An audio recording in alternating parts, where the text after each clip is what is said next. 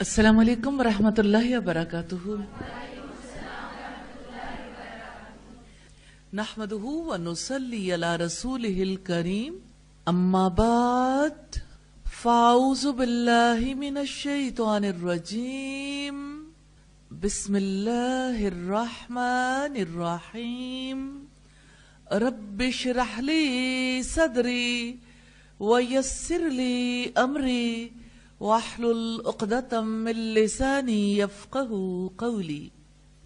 اب تک کی جو بات چیت ہے، کوئی سوال کرنا چاہیں تو آپ سوال کر لیجئے. حذیفہ بن یمان نے یہ کہا تھا کہ یہ فلاں شخص جو ہے یہ مشرک، یعنی اس میں شرک تھا، اس میں جو ہے نا شر موجود تھا جس کا انتقال ہوا.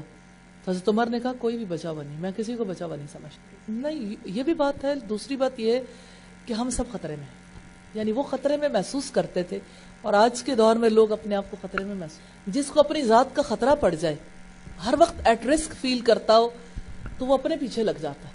وہ کہتے ہیں نا کہ پڑی جب اپنے عیبوں پر نظر تو نظر میں کوئی برا نہ رہا. یعنی انسان اپنے عیوب کے پیچھے جب لگ جاتا ہے، اپنی اصلاح کے فکر میں ہوتا ہے، تو اس کو پھر دوسروں کی فکر اس طرح سے نہیں رہتی. یعنی ہر وقت وہ دوسروں کی برائیوں کے بارے میں نہیں سوچتا، بلکہ اپنی برائی کے بارے میں سوچتا ہے. ہاں، وہ اصلاح کی کوشش ضرور کرتا ہے، لیکن اسے اپنا خیال کبھی نہیں بھولتا. جی جیسے استاذہ یہ حضرت حنزلہ والی ہم نے روایت پڑھی، تو استاذہ اکثر ایسا ہی ہوتا ہے جیسے ہم یہاں کلاس میں بیٹھے ہوتے ہیں، الحمدللہ اتنی کیفیت مختلف ہوتی ہے کہ ایمان مل رہا ہوتا ہے، اتنا یعنی کہ خود کو اللہ کے قریب محسوس کرتے ہیں، لیکن بعد میں ایسا نہیں ہوتا. تو کیسے انسان اپنے اندر وہ کیفیت ہمیشہ کے لیے برقرار رکھ سکتا ہے؟ اس روایت سے یہی پتہ لگتا ہے. وَلَكِنْ يَا حَنزَلَ سَاعَةٌ وَسَاعَةٌ، جواب وہی ہے. لیکن اے حنزلہ، ایک گھڑی یاد کی ہوتی ہے اور ایک گھڑی غفلت کی ہوتی ہے. انسان دنیا میں اس مسئلے میں مبتلا، اس کے لیے کچھ خصوصیات ایسی ہیں جس کی وجہ سے انسان باندھ کے رکھ سکتا ہے. جیسے رسول اللہ نے فرمایا کہ تمہاری زبان ہمیشہ ذکر الہی سے تر رہے، یعنی لنک نہ ٹوٹے. کنیکٹیوٹی بہت ضروری ہے. آج کے بچے کو دیکھیں، آپ کو کنیکٹیوٹی سمجھ آئے گی. جس کے ہاتھ میں موبائل ہے، ٹک ٹک ٹک ٹک ٹک، کلاس ہے، کلاس میں ٹیبل کے نیچے، چیئر کے پیچھے، آگے پیچھے، بیگ میں رکھے ہوئے، باس نہیں آتا. کنیکٹیوٹی ہر وقت وہ جڑا رہنا چاہتا ہے، جانے کس سے، کس کس سے، یہ بھی پتا نہیں. تو یعنی اصلاً اللہ کے ساتھ ہر وقت رابطے کی ضرورت. مجھے یوں لگتا ہے کہ آج کی جنریشن کو اسلام سکھانا زیادہ آسان ہے، کیونکہ انہیں اصلی باتوں کی سمجھ ہے کہ کنیکٹیوٹی کیا ہوتی ہے. تو اللہ سے جو جڑا رہنا چاہتا ہے، ہر وقت کا تذکرہ. غافل انسان تو کچھ بھی نہیں کر سکتا نا. تو غفلت کو دور کرنا، اور پھر اسی طرح سے دعائیں، پھر اجتماعی ماحول میں رہنا. اس ماحول سے کٹے ید اللہ علی الجماع، اللہ کا ہاتھ جماعت پر ہے. اگر جماعت سے کٹے، اگر ان کاموں سے کٹ گئے تو کٹ گئے اسلام سے. پھر رسول اللہ صلی اللہ علیہ وسلم کے پاس جب سالبہ آیا تھا، سالبہ کا کیا معاملہ ہوا تھا؟ سالبہ جماعت سے کٹا تھا، جس کی وجہ سے اس کے اندر خرابی آئی تھی. یہ کام نہیں کرنا انشاءاللہ. جی اور کوئی؟ ہم نے جو دیکھا تھا کہ منافق کا ظاہر اس کے باطن کی، اس کا نکلنا اس کے داخل ہونے کی، اور اس کا حاضر ہونا اس کے غائب ہونے کی نفی کرتا ہے. تو اس میں پہلا تو سمجھ آ گیا کہ اس کا ظاہر اس کے باطن کی نفی کرتا ہے. تو دوسرا اور تیسرا نہیں سمجھ آیا کہ اس کا نکلنا اس کے داخل کی اور اس کا حاضر ہونا اس کا. یعنی جیسے منافق رسول اللہ کی مجلس میں حاضر ہوتے تھے. اب بظاہر تو ایسا لگتا ہے نا کہ وہ موجود ہے، الگ نہیں ہے، لیکن اس کا ظاہر جو ہے وہ یہ ثابت کر رہا ہے کہ وہ موجود ہے. یعنی اپوزٹ چیز نظر آتی ہے. اور داخل ہونا اس کے نکلنے کی، یعنی بظاہر لگتا ہے وہ اسلام میں داخل ہے، لیکن اصلاً وہ نکل چکا ہے. یعنی اپوزٹ ہے. تضاد کی بات جو ہے وہ زیادہ سادہ، تضاد سے سمجھیے. دل کے اندر سے مسلمان نہیں ہوتا نفاق اکبر میں، اور نفاق اصغر میں اللہ کی ذات پر پورا ایمان ہوتا ہے، لیکن عملی نفاق ہوتا ہے. جیسے ہماری پوری سوسائٹی نفاق عملی کا شکار ہے نا. اور یہ ایک بات ہے، ایک چیز مجھے نفاق کے حوالے سے آپ کے سامنے ضرور رکھنی ہے. ایک اپنا مائنڈ سیٹ کر لیجئے کہ صرف ذاتی ذمہ داریاں، صرف اپنی انفرادی ذمہ داریاں دین نہیں کہلاتی. دین کی حفاظت کی ذمہ داری جو قبول نہیں کرتا وہ منافق ہے. دین کی حفاظت پوری سوسائٹی کی ذمہ داری. اللہ تعالی ہمیں سمجھنے کی توفیق دے. یعنی اس سوسائٹی کی ذمہ داری ہے کہ وہ دین کی حفاظت کے لیے تعلیمی ادارے بنائے، مل کے اس کے لیے کوشش کرے، اپنی اولادوں کو ایجوکیٹ کروائے، دوسروں کی اولادوں کے لیے انتظام کرے، مال لگائے، صلاحیتیں، قوتیں، سب کچھ لگائے. جو لوگ اسے ذمہ داری نہیں سمجھتے یا یہ کہ وہ ظاہر کرتے ہیں کہ نہیں ایسی کوئی بات نہیں, ہم دین کی ترویج و اشاعت چاہتے ہیں, لیکن عملاً اس کو اچھا ہی نہیں سمجھتے. تو یہ نفاق عملی ہے. میڈم پہلے میں پچھلی کلاس کا ایک کوسچن کرنا ہے. پہلے اس کلاس کا ہوگا. جیسے ہم نے اعتقادی نفاق اکبر کے حوالے سے دیکھا کہ اس میں وہ ایمان تو رکھتا اللہ تعالیٰ پر, فرشتوں پر, سب پہ ایمان ہے, لیکن اس کہ ہمارے اندر بھی کیا یہ ایسی صورت حال ہے, ہم ایمان رکھتے لیکن اس کے لیے ویسے عمل نہیں کر پاتے. ظاہر ہے, یعنی عملی طور پر ایک ہے کہ انسان کوشش کرتا ہے, اس کے عمل میں نقص رہ جاتا ہے, لیکن نقص بنیادی طور پر آتا کیسے ہے؟ اس کے اسباب تلاش کرنے چاہیے کہ نقص کیوں ہے, نقص کے پیچھے نفاق ہوتا ہے. تو اس کے لیے کیا کیا جا سکتا ہے؟ یہ ہمیشہ ذہن میں رہے. یہی صحابہ کرام کے ذہن میں ہمیشہ رہتا تھا کہ ان میں سے کوئی ایسا نہیں تھا, حالانکہ وہ ایمان میں جبرائیل اور میکائیل کے ایمان کو پہنچے ہوئے تھے, لیکن اپنے نفاق کا انہیں ہمیشہ خطرہ رہتا تھا. کیونکہ اس کے لیے ہمیشہ کوشش کرتے رہنا چاہیے, کھوٹ کو دور کرنے کی کوشش ہمیشہ رہے گی. نیت کا اخلاص ضروری ہے, پھر اپنے توکل کا انسان جائزہ لے, پھر اللہ سے محبت کے معاملات کا, پھر اللہ سے امید باندھنے کا, اس سے خوف رکھنے کا, پھر اپنے عملی رویوں کا. ہمیشہ اپنی جان کی فکر کرنی چاہیے ہر موڑ پر, اور اللہ سے دعا کرنی چاہیے, اللہ سے ہدایت طلب کرنی چاہیے, اور جماعت کے ساتھ جڑ کے رہنا چاہیے, اور سدا ہی اس طریقے کو جاری رکھیں. جی کوئی اور بات؟ ایک میرے ذہن میں سوال آ رہا تھا, جس طرح کے مال دے کے, محض مال دے کے نا دین کے ساتھ جڑنے کو ظاہر کرنے والی بات جو آئی تھی, تو اس کے اندر بعض اوقات یہ ہوتا ہے کہ اگر ظاہری اس پہ فیصلہ کیا جائے تو بہت زیادہ لوگ جس طرح ڈونیشن دے رہے ہوتے ہیں بہت زیادہ, تو یہ فیصلہ پھر ہم کیسے کریں گے کہ یہ محض دین کے ساتھ جڑنے کے لیے؟ رسول اللہ صلی اللہ علیہ وسلم نے ایک لشکر بھیجا اور انہوں نے کسی آدمی کو قتل کر دیا. آپ نے حضرت اسامہ سے پوچھا کہ اسامہ تم نے اسے مار ڈالا؟ انہوں نے کہا کہ وہ صرف ہم سے بچنے کے لیے ظاہر میں وہ کلمہ پڑھ رہا تھا. تو آپ نے کہا آپ نے اس کا دل چیر کر دیکھا تھا, آپ نے اس کا دل چیر کر دیکھا تھا. اب بار بار یہ سوال کرتے رہے کہ تم نے اس کا دل چیرا تھا, تمہیں کیا پتا. اب یہ ہے کہ جیسے پھر کیا کیا جائے, ان معاملات کو اللہ کے حوالے کیا جائے. باقی ہے کہ یہ سوسائٹی تو ساری کی ساری ایسی ہے, ایک اصلاح شدہ سوسائٹی اور ایک وہ سوسائٹی جس میں اصلاح ہو رہی ہو, دونوں کا معاملہ ایک برابر نہیں ہوتا. اب یہ وہ سوسائٹی ہے جس میں ہم نفاق کو دور کرنے کی کوشش کر رہے ہیں, نفاق عملی کو. اس سوسائٹی میں جہاں پر اخلاص کا آلموسٹ وجود ہی کم ہے, نہ ہونے کے برابر, تو اس میں ظاہر ہے کہ ابتدائی عمل جب شروع ہوا تھا, جب رسول اللہ مدینہ میں آئے تھے تو منافقین کے بارے میں سخت پالیسی نہیں تھی, بعد میں پالیسی سخت ہوئی. تو یہ ابتدائی دور ہے, اس وجہ سے ہم بہرحال اس کے بارے میں مومن کو کانشیس ضرور رہنا چاہیے کہ کون صرف مال لگا کر جان چھڑانا چاہتا ہے اور کون ایسا ہے کہ جو شامل بھی ہونا چاہتا ہے اور مال بھی لگانا چاہتا ہے. اس چیز کو فراموش نہیں کرنا چاہیے کہ مال لگانے کے بعد کسی کو فارغ نہیں کر دینا چاہیے. مال وہ بھلے سے لگائے, لیکن وہ دین کی حفاظت اور دین کی تعلیم کو اپنے لیے بھی اسی طرح ضروری سمجھے, ساتھ شامل, اس کو ساتھ شامل کریں. آج ہم پڑھیں گے کتاب و سنت میں منافقوں کی صفات. کتاب و سنت میں منافقوں کی صفات کو بہت عمدہ طریقے سے واضح کیا گیا ہے, اور سچے مومن ان سے ڈرتے ہیں, یہاں تک کہ اللہ تعالیٰ نے منافقوں کی پوری صفات واضح کر دی, اور مومن ان صفات سے بچنے کی بھرپور کوشش کرتے ہیں. منافقوں کی صفات میں سے پہلی صفت رب تعالیٰ نے بیان کی, دل کی بیماری.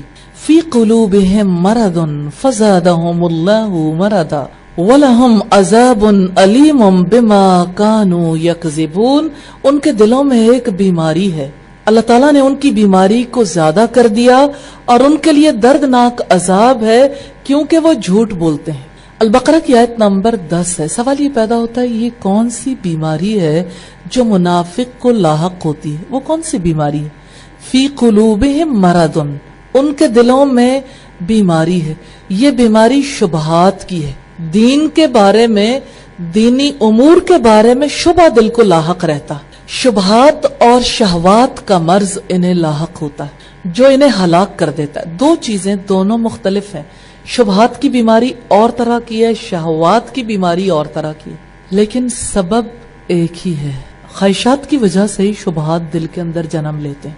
نتیجہ کیا نکلتا ہے اس بیماری کے غالب آنے کی وجہ سے کہ برے مقاصد ان کے ارادوں اور نیتوں پر غالب آ جاتے ہیں. تو جب برے مقاصد غالب آتے ہیں تو اس کی وجہ سے دل بگڑ جاتا ہے اور زندگی بگڑ جاتی کیونکہ عمل پر اثر انداز ہوتے ہیں. بڑے ماہر طبیب بھی اس مرض کے علاج سے عاجز آ جاتے ہیں. برے مقاصد، برے ارادے، بری نیتیں کیسے کوئی باہر سے درست کر دے؟ کیسے کرے؟ بیماری بڑھتی ہے نا، یعنی کسی کی نیت خراب ہو گئی، ماں باپ کیا کر لیں گے؟ کسی کا ارادہ فاسد ہو گیا، کوئی باہر سے کیا کرے گا جب تک کہ وہ فرد خود اس کو فاسد محسوس نہیں کرے. زیادہ سے زیادہ جو کام کیا جا سکتا ہے، تعلیم دی جا سکتی. اس کی مثال یوں سمجھیے کہ جیسے کینسر، سیل میں خرابی آتی ہے نا، ایک بیسک یونٹ میں وہاں خرابی آتی ہے. اس خرابی کو باہر سے کیسے دور کیا جاتا ہے؟ آپ کو پتا ہے کتنا مشکل ٹریٹمنٹ ہے کینسر کا. اس کے باوجود اس علاج کے ریزلٹس بہت کم لوگوں پر آتے ہیں. انتہائی تکلیف دہ علاج، حتیٰ کہ پورا بدن متاثر ہو جاتا ہے. اب سوچیے اس علاج کے نتیجے میں کیمو ہوتی ہے تو سارے بال جھڑ جاتے ہیں. جس دن یا جب کیمو شروع ہوتی ہے پیشنٹ کے بہت برے حالات ہوتے ہیں. کتنے عرصے یہ علاج جاری رہتا، اتنے برے حالات ہوتے ہیں کہ اس کے اوپر یعنی اسے بالکل الگ تھلگ رکھا جاتا ہے کہ اگر کوئی بیمار شخص قریب سے گزر بھی گیا فوراً یہ پیشنٹ بیماری کیچ کر لے گا اور وہ بیماری بھی اس پہ حملہ آور ہو جائے گی. مدافعتی نظام انتہائی کمزور ہو جاتا ہے علاج کے دوران. ایسے ہی منافق کا حال ہے. تو منافق کا دل بیمار ہوتا ہے. اصل چیز کیا ہے؟ پیچھے بیک اینڈ پہ کیا ہے؟ کیوں ارادے فاسد ہوتے ہیں؟ کیوں مقاصد خراب ہوتے ہیں؟ کیوں نیت بگڑتی ہے؟ پیچھے کیا ہے؟ شبہات اور شہوات. تو اسلام علاج کیسے کرتا ہے؟ شبہات کا علاج کرتا ہے اور شہوات کا علاج کرتا ہے. اب آپ یہ دیکھیے کہ جب آپ شہوات کے بارے میں پڑھ رہے تھے یہ اتباع الہوا کے بارے میں، تو دراصل وہ نفاق کو دور کرنے کا ایک طریقہ، یعنی ہر ایک چیز دوسرے کو سپورٹ کرنے والی ہے. دوسری چیز جو منافق کے اندر پائی جاتی ہے، ہم یہ دیکھ رہے تھے کہ منافقوں کی صفات کیا ہیں. تو پہلی صفت کیا دیکھی ہم نے؟ دل کی بیماری، یہ شبہات اور شہوات کی بیماری ہے. دوسری بیماری ہے شہوانی طمع. دو باتیں ہیں، پہچانیے گا. شہوانی سے مراد یعنی شہوت کی طمع یا شہوت کا لالچ، اور شہوت کو آپ پہچانتے ہیں، اس سے مراد نفس کی خواہشات ہیں. اللہ تعالیٰ نے اس مقصد کے لیے مثال کے طور پر جو علاج کیا ہے وہ نبی کے گھرانے کی خواتین ہیں. پاک باز گھرانہ جہاں توقع بھی نہیں کی جا سکتی. یا نساء النبی لستن کاحد من النساء ان اتقیتن فلا تخزأن بالقول فیطمع الذی فی قلبہ مرض وقلن قولا معروفا. اے نبی کی بیویوں، تم عام عورتوں میں سے کسی کی طرح نہیں ہو. اگر تم اللہ تعالیٰ سے ڈرتی ہو تو بات میں نرمی اختیار نہ کیا کرو، پھر جس شخص کے دل میں بیماری ہے وہ لالچ میں پڑ جائے گا. اور معروف بات کرو. خطاب ہے نبی کی بیویوں سے، امہات المومنین سے، جن کو عام عورتوں کے مقابلے میں فوقیت حاصل ہے، جن کے بارے میں یہ کہا گیا کہ کوئی عورت تمہارے درجے کو نہیں پہنچ سکے گی. تو ازواج رسول نے تقوی اور اس کے تمام وسائل اور مقاصد کے ساتھ اس کی تکمیل کر دی. اسی لیے اللہ تعالیٰ نے حرام وسائل کو منقطع کرنے میں ان کی رہنمائی کی ہے. یہ روایت تفسیر سعدی کی ہے. اب یہاں اس آیت کے حوالے سے دیکھیے گا، اگر تم اللہ سے ڈرتی ہو تو بات میں نرمی اختیار نہ کیا کرو. کیوں؟ جس شخص کے دل میں بیماری ہے وہ لالچ میں پڑ جائے گا. یہ بیماری کون سی ہے؟ شہوانی طمع کی. یعنی جس شخص کا دل بیمار ہے اس کو یہ بیماری لاحق ہے، وہ طمع میں پڑ جائے گا. یعنی ہر فرد نہیں پڑے گا، شہوانی طمع والا لالچ میں پڑ جائے گا. اور یہاں خاص بات ہے وَقُلْنَ قَوْلًا مَعْرُوفًا، کہ آپ بھلی بات کرو. یعنی ایک طرف سے یہ روکا گیا کہ بات میں نرمی اختیار نہ کرو.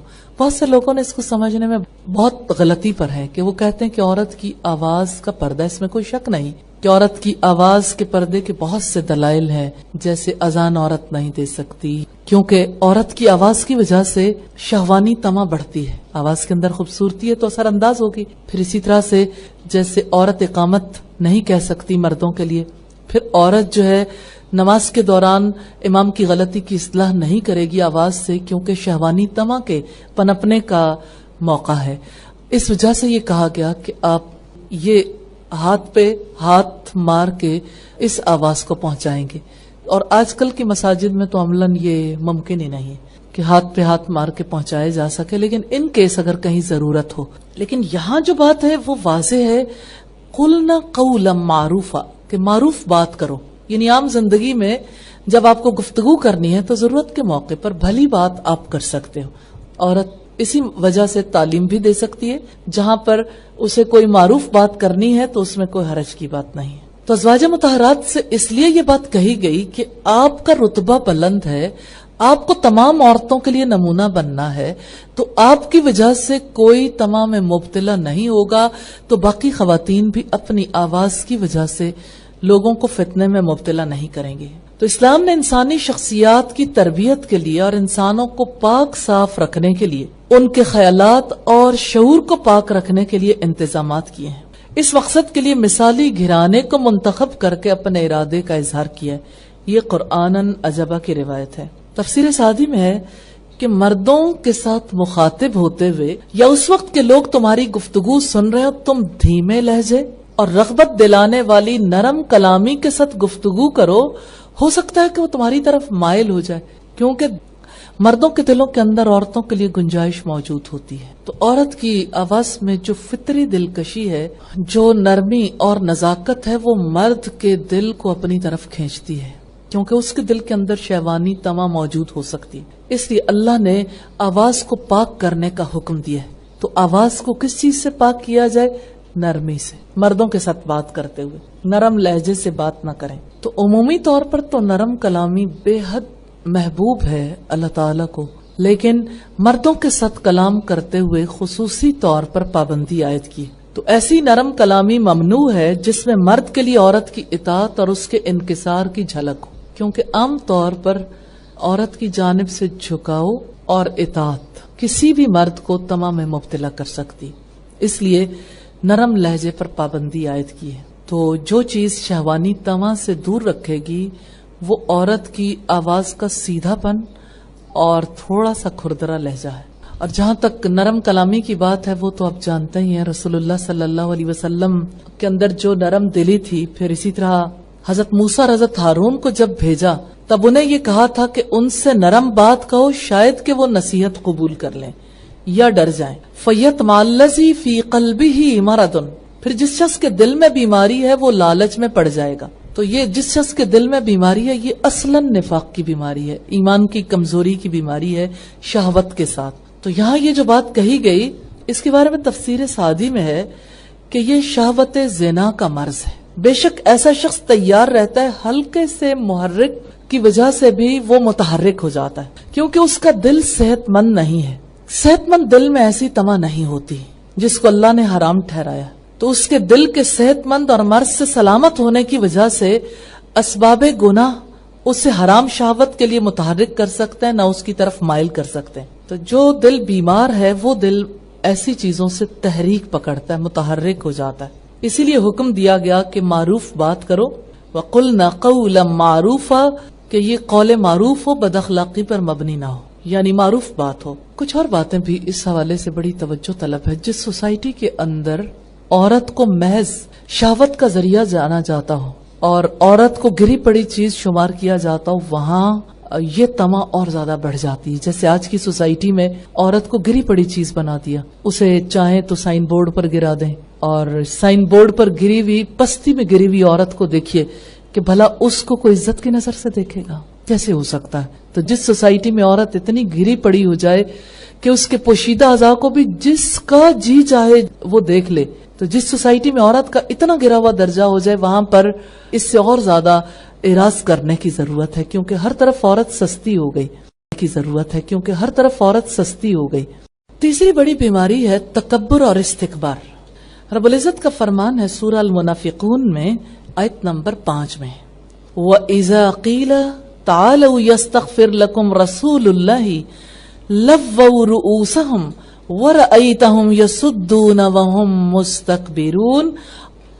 جب ان سے کہا جاتا ہے کہ آؤ رسول تمہارے لیے مغفرت کی دعا کریں، وہ اپنا سر جھٹک دیتے ہیں.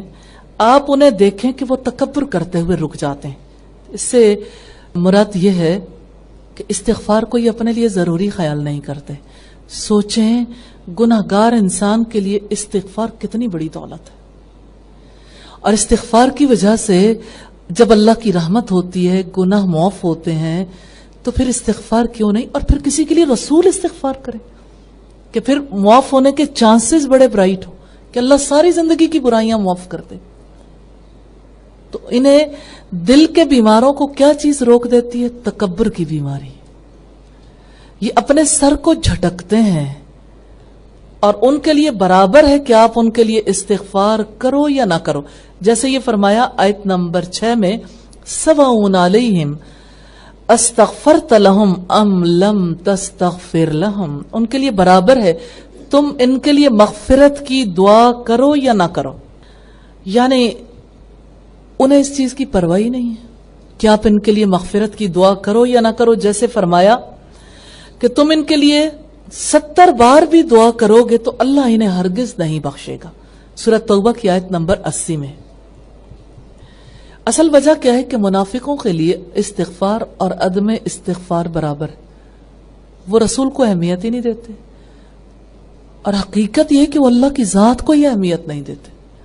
تو منافق اپنے کفر پر ڈٹے ہوئے اس مقام پر پہنچ گئے جہاں استغفار اور عدم استغفار ان کے لیے برابر ہے.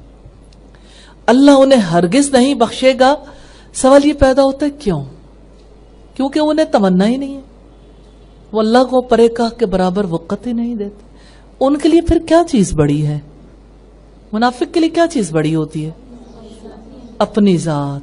اسی کو تکبر کہتے ہیں، ذات بڑی ہے. چوتھی خصوصیت یہ ہے نفاق کی کہ اللہ تعالیٰ کی آیات کا مذاق اڑاتے ہیں. سورۃ توبہ کی آیت نمبر 64 میں ہے، يَحْذَرُ الْمُنَافِقُونَ أَن تُنَزَّلَ عَلَيْهِمْ سُورَةٌ تُنَبِّئُهُم بِمَا فِي قُلُوبِهِمْ قُلِ اسْتَهْزِئُوا إِنَّ اللَّهَ مُخْرِجٌ مَا تَحْذَرُونَ. منافق ڈرتے رہتے ہیں کہ کہیں مسلمانوں پر کوئی صورت ہی نازل نہ کر دی جائے جو انہیں وہ باتیں بتا دے جو ان کے دلوں میں ہیں، یعنی منافقوں کے دلوں میں. آپ کہتے ہیں تم مذاق کرتے رہو، اللہ تعالیٰ یقیناً وہ چیز ظاہر کرنے والا ہے جس سے تم ڈرتے ہو. یہاں بات ہے منافقوں کے ڈر کی. یحذر المنافقون، منافق ڈرتے رہتے ہیں، یعنی مستقبل کے بارے میں انہیں ہمیشہ تکلیف لاحق رہتی ہے، کس وقت ان کا پول کھل جائے. کیسی عجیب بات ہے نا، جو اللہ سے نہیں ڈرتا اللہ تعالیٰ اسے کس خوف میں مبتلا کر دیتا ہے. جیسے میں نے بہت جگہوں پر دیکھا ہے لوگ اللہ سے زیادہ حکومت سے ڈرتے ہیں. جیسے دبئی میں لوگوں کے اندر اتنا زیادہ خوف ہے، اتنا ہراس ہے. جو لوگ یہاں سے صرف مال کمانے جاتے ہیں نفاق کی وجہ سے، دلوں کے کھوٹ کی وجہ سے ڈرتے ہیں کہ کہیں بھی بیٹھ کر اگر نیکی کی بات سن لی تو ہمیں گرفتار نہ کر لیا جائے، ڈیپورٹ نہ کر دے. حالانکہ اصلاً ایسی بات نہیں ہے. مساجد میں ان کی حاضری مقبول ہے، کسی طرح کی مشکل نہیں. مساجد موجود ہیں، وہاں پر ہر روز تعلیم کے لیے انتظام ہوتا ہے. مساجد میں تجوید پڑھائی جاتی ہے، انہیں دین سکھایا جاتا ہے.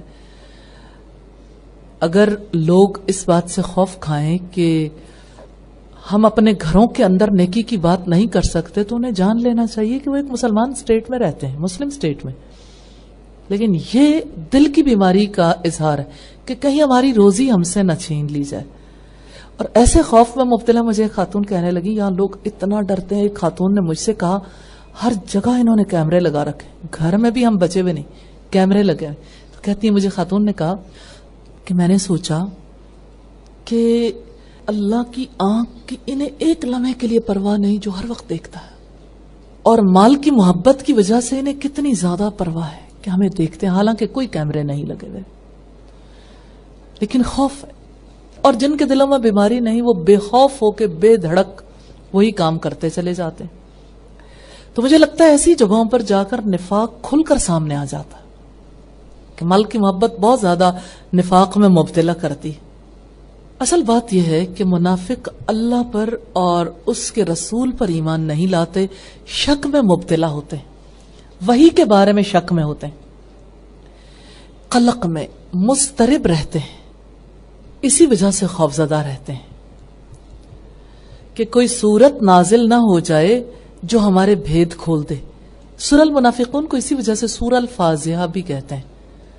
الفاضحہ کا مطلب ہے رسوا کرنے والی سورت. حالانکہ اللہ تعالیٰ ستار ہے، بندوں کی عیب پوشی کرتا ہے، لیکن منافقوں کے حالات اللہ تعالیٰ نے کھولے، اور اللہ تعالیٰ نے ایسے مواقع پیدا کیے ہیں کہ جس کی وجہ سے وہ ہمیشہ ہی خوفزدہ رہیں. جیسے سورہ الاحزاب میں فرمایا آیت نمبر 60 اور 61 میں، اگر منافقین اور وہ لوگ جن کے دلوں میں بیماری ہے اور مدینہ میں افواہیں پھیلانے والے باز نہ آئے تو ہم تمہیں ان کے خلاف اٹھا کھڑا کریں گے، پھر وہ اس شہر میں تمہارے ساتھ بہت کم رہنے پائیں گے، پھٹکارے ہوئے جہاں پائیں گے پکڑے جائیں گے، بری طرح قتل کیے جائیں گے. یہ ہے منافقوں کا انجام اور منافقوں کے بارے میں اسلام کی پالیسی.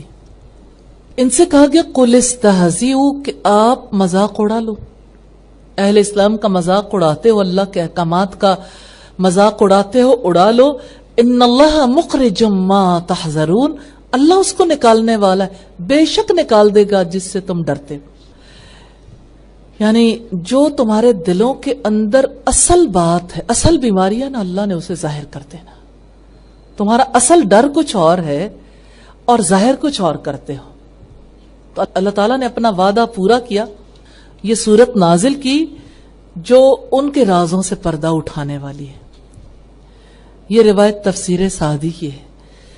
منافقوں کی 5ویں خصوصیت ہے مومنوں کا مذاق اڑانا. حافظ ابن قیم کہتے ہیں کہ منافق کے 2 چہرے ہوتے ہیں، ایک مومنوں کے لیے اور دوسرا چہرہ ان کا حقیقی ہوتا ہے. ان کی 2 زبانیں ہیں، ایک ایمان کا اظہار کرتی ہے، دوسری سے وہ کتاب و سنت سے اعراض کرتے ہیں. یہ روایت مدارج السالکین کی ہے. حافظ ابن قیم کی کتاب ہے، بہت خوبصورت کتاب. اللہ تعالیٰ سے دعا ہے اللہ ہمیں توفیق دے، کیونکہ یہ کتاب انشاءاللہ تعالی ہم پڑھائیں گے آئندہ، مدارج السالکین. اور یہ کتاب جو ہے اپنی اصلاح کے لیے بہت ناگزیر ہے، لیکن ابھی عربی زبان میں ہے، اور انشاءاللہ جیسے سیرت حبیب کا ٹرانسلیشن ہوا اس کا بھی ٹرانسلیشن ہوگا، اور انشاءاللہ پھر اس کے بعد ہم اسے پڑھیں گے. سورۃ توبہ کی آیت نمبر 14 ہے، قاتلوہم یعذبہم اللہ یعذبہم اللہ، تم ان سے لڑو، اللہ تمہارے ہاتھوں ان کو سزا دلوائے گا، انہیں رسوا کرے گا اور ان کے خلاف تمہاری مدد کرے گا اور مومنوں کے سینے ٹھنڈے کرے گا. اب سوچئے جس کا دل بیمار ہے، ظاہر میں وہ 5 نمازیں پڑھتا ہے، وہ زکوٰۃ بھی دیتا ہے، وہ روزے بھی رکھتا ہے، وہ حج بھی کرتا ہے، اللہ نے ایسے لوگوں کے خلاف قتال کا حکم دیا، ان سے قتال کرو. سوال یہ پیدا ہوتا ہے کیوں؟ کیونکہ یہ 2 دھاری تلوار ہے، ان کا اندر اور باہر ایک جیسا نہیں ہے، اور یہ ایسے لوگ ہیں جو مومنوں کا مذاق اڑاتے ہیں. تو اللہ تعالیٰ کہتے ہیں کہ اللہ نے انہیں سزا دینی ہے، انہیں رسوا کرنا ہے اور ان کے خلاف تمہاری مدد کرنی، اور مومنوں کے سینے اللہ ٹھنڈے کرے گا. کس وجہ سے؟ ان کی رسوائی کی وجہ سے کہ یہ مسلمانوں کا مذاق اڑاتے ہیں. تو اللہ تعالیٰ نے ان کافروں کے ساتھ جنگ کرنے کا حکم دیا ہے تاکہ یہ قتل ہوں اور اس کی وجہ سے مسلمان سلامت ہو جائیں. اور اللہ انہیں رسوا کرے گا، یعنی ان کی ایسی رسوائی ہوگی جو دراصل مطلوب ہے، جس کی خواہش کی جا سکتی ہے، اور ان کے خلاف تمہاری مدد کرے گا. یہ اللہ کا وعدہ اور بشارت ہے، اور اللہ نے اپنا وعدہ پورا کر دیا. جب منافقوں سے جنگ نہیں ہوتی تو اللہ کا وعدہ بھی پورا نہیں ہوتا. اور نفاق کتنا پھیلا ہوا ہے. سب سے پہلے تو اپنی ذات کو دیکھنا چاہیے، پھر اپنے گھر والوں کو، پھر اپنے قریبی لوگوں کو. تو اللہ تعالیٰ نے کہیں بھی منافقوں سے موافقت کرنے کا حکم نہیں دیا. جو بھی نفاق کے مرض میں مبتلا ہے اس کی کبھی موافقت نہیں ہوگی، خواہ خون کا کتنا ہی قریبی رشتہ ہو، چاہے کوئی ماں ہو یا باپ ہو یا بہن بھائی ہو یا باقی افراد ہوں، جو بھی اس مرض میں مبتلا اس کی نہیں مانی جائے گی. واتبع، اور پیروی کرو اس شخص کے راستے کی جو میری طرف رجوع کرتا ہے. یعنی اتباع نہیں ہو سکتی کسی منافق کی، جس کے اندر اور باہر کے معاملات ایک جیسے نہیں، جو دین کی حفاظت نہیں کرتا، نہ اس حفاظت کو اپنی ذمہ داری خیال کرتا ہے، جو دین کا مذاق اڑاتا ہے، دین کو ہلکے درجے کی چیز سمجھتا ہے، دین پر دنیا کو ترجیح دیتا ہے، اتنی چیزیں آبویس ہونے کے باوجود ان کی بات کو جو ترجیح دیتا ہے وہ نفاق کو ترجیح دیتا ہے ایمان کے مقابلے میں. تو اللہ تعالیٰ نے یہ کہا کہ ان کے ساتھ قتال کرو گے تو تمہارے دل ٹھنڈے ہو جائیں گے، یعنی ان کے ساتھ جنگ کر لو، تمہیں امن تبھی ملے گا، تمہیں فائدہ تبھی نصیب ہوگا. تو جب تک قتل نہیں کرو گے، یہ اس دور میں حکم دیا گیا تھا جب نفاق کا علاج کرتے کرتے 10 برس بیت گئے، تو اس وقت قتال کا حکم دیا گیا، کیونکہ جو غیظ و غضب مسلمانوں کے دل میں منافقوں کے خلاف ہوتا ہے اس کو شفا اس کے بغیر نہیں مل سکتی، ان کے لہو سے شفا ملتی ہے. اور ان کے ساتھ قتال کرنے کو اسلام نے مقاصد شریعت میں شامل کیا ہے. یہ تفسیر سعدی کی روایت ہے اور آیت نمبر 15 ہے وَيُذْهِبْ غَيْظَ قُلُوبِهِمْ وَيَتُوبُ اللَّهُ عَلَى مَن يَشَاءُ وَاللَّهُ عَلِيمٌ حَكِيمٌ. اور ان کے دل کا غصہ دور کرے گا اور وہ جس پر چاہتا ہے رحمت کے ساتھ توجہ کرتا ہے، اور اللہ تعالیٰ سب کچھ جاننے والا کمال حکمت والا ہے. تو اللہ تعالیٰ کہتے ہیں کہ دیکھو ایسا بھی ہو سکتا ہے کہ وہ قتل ہو جائیں اور تمہارے دلوں کا غصہ ٹھنڈا ہو جائے، اور ایسا بھی ہو سکتا ہے کہ کوئی توبہ کر لے، اللہ کی طرف لوٹ آئے تو اللہ بھی ان پر مہربان ہو جائے. تو قریش کے سرداروں میں سے کتنے ہی لوگ تھے جنہیں فتح مکہ کے بعد اللہ نے توبہ کی توفیق دے دی اور وہ مسلمان ہوئے، جیسے اکرمہ بن ابی جہل اور ابو سفیان اور سہل بن عمرو وغیرہ. یہ وحیدی کی روایت ہے. اور یہاں اللہ تعالیٰ نے خاص بات کہی کہ اللہ علیم ہے، حکیم ہے، یعنی آپ کو کیا پتا کہ کون سی چیز آپ کے لیے زیادہ مناسب ہے؟ آپ کو تو سب کچھ جاننے والے نے خبر دی ہے جو ساری حکمتیں سمجھتا ہے. یعنی آپ معاملہ فہم نہیں ہو، آپ کو شیعہ کی حقیقت کا پتہ نہیں ہے، آپ کو آپ کے رب نے خبر دی ہے، اس کے بغیر آپ کے لیے کوئی چارہ کار نہیں. تو کون ایمان کی صلاحیت رکھتا ہے؟ اللہ علیم، وہ جانتا ہے. اور یہ کہ کون ایمان سے محرومی رہے گا، اللہ علیم ہے، وہ جانتا ہے. جو ایمان قبول کر سکتا ہے اللہ موقع دیتا ہے، جو نہیں کر سکتا اللہ تعالیٰ اسے محروم کر دیتا ہے اور گمراہی میں چھوڑ دیتا ہے. یہ ساری صفات لکھ کے چیک لسٹ بنائیں، اپنی جائزہ لیں کہاں پر ہم سٹینڈ کرتے ہیں. سب سے پہلا فرض ہے اپنے آپ کو آگ سے بچانا. اور جس وقت آپ اپنا جائزہ لیں گے تو اس میں یوں نہیں کہ ہے یا نہیں، اس میں پرسنٹیج لکھیں آگے، 10 20 30 40 50 60 70 80 90 100%، جو بھی، یا زیرو بھی کر لیں پہلے. اس کی وجہ یہ ہے کہ جہاں پر آپ بہت ایگزیکٹلی تو نہیں کر سکتے لیکن اندازہ لگا سکتے ہیں کوئی صفت کتنی موجود ہے. 0 اور 100 کے درمیان اپنا جائزہ لیں کہ کہاں تک کوئی چیز موجود ہے. اگر موجود ہے تو پھر اس کا بار بار جائزہ لیتے رہیں. اب جائزہ لیں، مہینے بعد پھر لیں، اسی طرح سے پھر مہینے بعد لیں. یعنی کوئی نہ کوئی تو وقت ایسا ہونا چاہیے جب انسان اپنا جائزہ لے اب میں کہاں ہوں. بعض اوقات آپ کو رزلٹ بالکل اپوزٹ ملیں گے. جب آپ نیکی کے کاموں میں مصروف ہوں گے تو نفاق ختم ہو جائے گا آہستہ آہستہ، انشاءاللہ آپ پیچھے لگے رہیں گے. لیکن اگر دنیا کی محبت میں مبتلا ہوں گے، دنیا کے پیچھے بھاگیں گے، پھر نفاق کا گراف بڑھتا چلا جائے گا. اس لیے تا حیات اپنے آپ کا جائزہ ضرور لیتے رہیں ان صفات پر. چھٹی بات یہ کہ لوگوں کو فی سبیل اللہ خرچ سے روکنا. سورہ المنافقون کی آیت نمبر 7 ہے ہم الذین یقولون لا تنفقوا علی من عند رسول اللہ حتی ینفضوا وللہ خزائن السماوات والارض ولکن المنافقین لا یفقہون.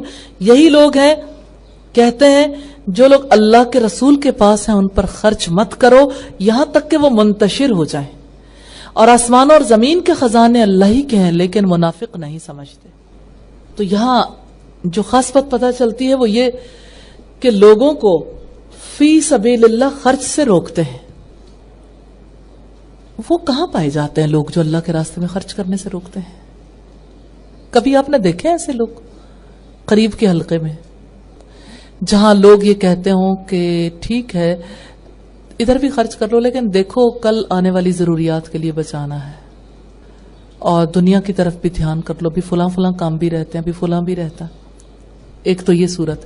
دوسری بات یہ کہ جو لوگ ایمان والوں سے نفرت کرنے لگتے ہیں, جن کے دلوں کے اندر بیماری ہوتی ہے, سب سے پہلا اٹیک اسی بات پہ کرتے ہیں کہ وہ وسائل جو اہل ایمان کو ملتے ہیں, جس کی وجہ سے وہ دین کا کام جاری رکھتے ہیں, ان وسائل کو ختم کرا دو. آگے بڑھ کے جگہ جگہ جو لوگ بھی اس معاملے میں خرچ کرتے ہیں, ہر جگہ سے وہ بند کروانے کی کوشش کرتے ہیں. اور اللہ کا کام پھر بھی بند نہیں ہوتا, کیونکہ ایک دروازہ بند ہوتا ہے تو 100 کھل جاتے ہیں, کیونکہ اللہ نے اس دھرتی پر اپنے دین کو غالب کرنے کا وعدہ کر رکھا, اور یہ کام ہوگا ہی. تو جو لوگ بھی غلبہ دین کے لیے کام کرتے ہیں, اللہ تعالیٰ ان کو مواقع دیتے چلے جاتے ہیں, الحمدللہ. تو یہی لوگ ہیں جو کہتے ہیں کہ جو لوگ رسول اللہ کے پاس ہیں ان پر خرچ مت کرو یہاں تک کہ وہ منتشر ہو جائیں, اور آسمان اور زمین کے خزانے اللہ ہی کے ہیں, لیکن منافق نہیں سمجھتے. زید بن ارقم سے سنا گیا, انہوں نے بیان کیا کہ ہم رسول اللہ کے ساتھ ایک سفر میں تھے جس میں لوگوں پر بڑے تنگ اوقات آئے تھے. عبداللہ ابن ابئی نے اپنے ساتھیوں سے کہا کہ جو لوگ رسول اللہ کے پاس جمع ہیں ان پر کچھ خرچ مت کرو تاکہ وہ اس کے پاس سے منتشر ہو جائے. اس نے یہ بھی کہا کہ اگر ہم مدینہ لوٹ کر جائیں گے تو عزت والا وہاں سے ذلیلوں کو باہر کر دے گا. میں نے رسول اللہ کی خدمت میں حاضر ہو کر اس گفتگو کی اطلاع دی تو آپ نے عبداللہ ابن ابئی کو بلا کر پوچھا. اس نے بڑی قسمیں کھا کر کہا کہ میں نے ایسی کوئی بات نہیں کہی. لوگوں نے کہا زید نے رسول اللہ کے سامنے جھوٹ بولا ہے. لوگوں کی اس طرح کی باتوں سے میں بہت رنجیدہ ہوا, یہاں تک کہ اللہ نے میری تصدیق فرمائی. پھر نبی صلی اللہ علیہ وسلم نے ان کو بلایا تاکہ ان کے لیے مغفرت کی دعا کریں, لیکن انہوں نے اپنے سر پھیر لیے. حضرت زید نے بیان کیا کہ اللہ تعالیٰ کے ارشاد خشب مسندہ, گویا وہ بہت بڑے لکڑی کے کندے ہیں, ان کے متعلق اسی لیے کہا گیا. بخاری کی 4903 اور مسلم کی 7024 نمبر روایت. وآخر دعوانا ان الحمد للہ رب العالمین. سبحانک اللہم وبحمدک نشہد ان لا الہ الا انت نستغفرک ونتوب الیک. السلام علیکم ورحمۃ اللہ وبرکاتہ.